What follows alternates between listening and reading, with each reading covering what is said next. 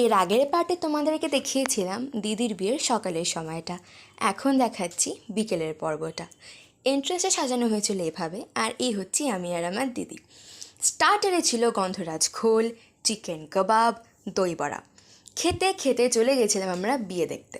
শুরু হয়ে গেছে এখানে বিয়ের প্রত্যেকটা মুহূর্ত হয়তো তোমাদের জন্য তুলে ধরতে পারিনি, কিন্তু যতটা পেরেছি চেষ্টা করেছি তোমাদের সাথে শেয়ার করার। বিয়ের শেষে চলে গেছিলাম খেতে। এই ছিল আমাদের মেনু।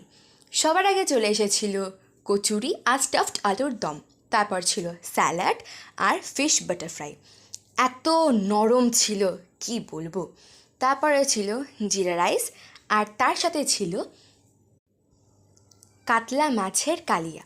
তারপর এসেছিল আমাদের আজকে রাতের শো স্টপার মাটন কষা। মেন কোর্স শেষ করে চলে গেছিলাম ডেজার্টের দিকে। ডেজার্টে ছিল চাটনি, পাঁপড়, সন্দেশ আর রসগোল্লা। তারপরে ছিল আইসক্রিম। সারা দিনের পর রাতের বেলা এই হচ্ছে আমার অবস্থা। দেখা হচ্ছে পরে মিনি ব্লগে, বাই।